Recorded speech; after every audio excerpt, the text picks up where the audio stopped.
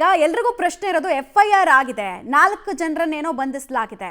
But ಉಳಿದವರ ಬಂಧನದ ಪ್ರಕ್ರಿಯೆ ಯಾಕೆ ಆಮೆಗತಿಯಲ್ಲಿ ಸಾಗ್ತಾ ಇದೆ? ಉಳಿದವ್ರು ಯಾರ್ದು ಕೂಡ ಪಾತ್ರನೇ ಇಲ್ವಾ?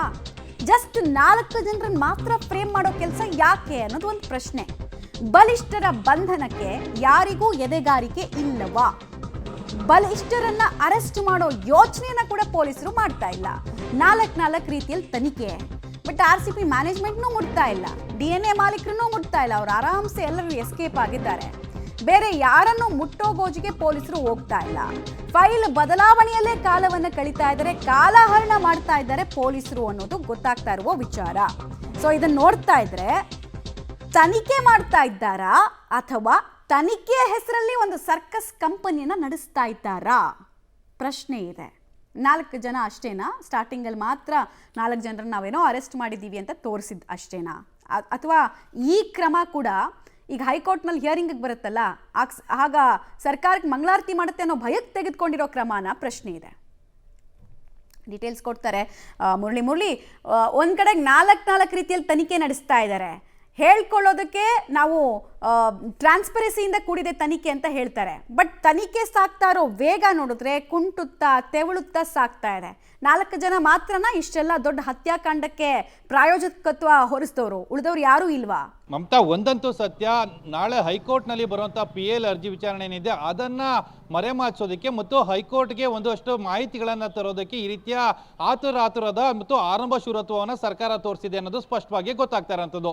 ಅಂದರೆ ಅವತ್ತು ಕಳೆದ 3-4 ದಿನಗಳ ಹಿಂದೆ CM ಅವರು 9 ಗಂಟೆ ರಾತ್ರಿಗೆ, ತಡರಾತ್ರಿ 9 ಗಂಟೆ 9 ಗಂಟೆ ಸಂದರ್ಭದಲ್ಲಿ ಪ್ರೆಸ್ ಮೀಟನ್ನು ಮಾಡ್ತಾರೆ. ಪ್ರೆಸ್ ಮೀಟನ್ನು ಮಾಡಿ ಈಗಾಗಲೇ 5 ಜನರನ್ನು ಸಸ್ಪೆಂಡನ್ನು ಮಾಡಿದ್ದೀವಿ, ಜೊತೆಗೆ ಈ ಪ್ರಕರಣದಲ್ಲಿ ಯಾರ್ಯಾರು ಇದ್ದಾರೆ ಅವ್ರನ್ನೆಲ್ಲರೂ ಕೂಡ, ಅವರು ಎಷ್ಟೇ ಬಲಿಷ್ಠರಾದರೂ ಕೂಡ ಅವರನ್ನು ಬಂಧನಕ್ಕೆ ಒಳಪಡಿಸ್ತೀವಿ, ಬಂಧನ ಮಾಡಬೇಕು ಅಂತೇಳಿ ಈಗಾಗಲೇ ಸೂಚನೆಯನ್ನು ಕೊಟ್ಟಿದ್ದೀವಿ. ಜೊತೆಗೆ ಬೇರೆ ಬೇರೆ ತನಿಖಾ ಸಂಸ್ಥೆಗಳು ತನಿಖೆಯನ್ನು ಮಾಡಲಿಕ್ಕೂ ಕೂಡ ಸೂಚನೆಯನ್ನು ಕೊಟ್ಟಿದ್ದೀವಿ ಅಂತೇಳಿ ಅವತ್ತು ಬೊಬ್ಬಿರ್ದಿದ್ರು.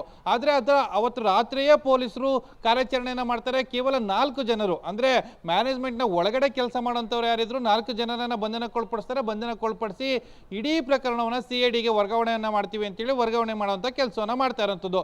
ಕೇವಲ ಫೈಲನ್ನು ಟ್ರಾನ್ಸ್ಫರ್ ಮಾಡುವಂಥ ಕಾಲವನ್ನು ದುಡುವಂಥ ಕೆಲಸಗಳಾಗ್ತಾ ಇದ್ದಾವೆ. ಕಾಲಹರಣವನ್ನು ಮಾಡ್ತಾ ಇದ್ದಾರೆ.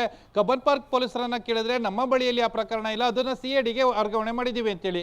CIDಗೆ ಆ ಪ್ರಕರಣವನ್ನು ಕೇಳಿದ್ರೆ ಈಗಷ್ಟೇ ಫೈಲ್ ಬಂದಿದೆ, ಅದಕ್ಕೆ ಸಂಬಂಧಪಟ್ಟಂತೆ ಒಂದಷ್ಟು ತನಿಖೆನ ಮಾಡಬೇಕಾಗುತ್ತೆ, ತನಿಖೆನ ಮಾಡಿ ಅದಾದ ನಂತರ ಮುಂದಿನ ಕ್ರಮವನ್ನು ಕೈಗೊಳ್ತೀವಿ ಅಂತ ಹೇಳ್ತಾ ಇರೋಂಥದ್ದು.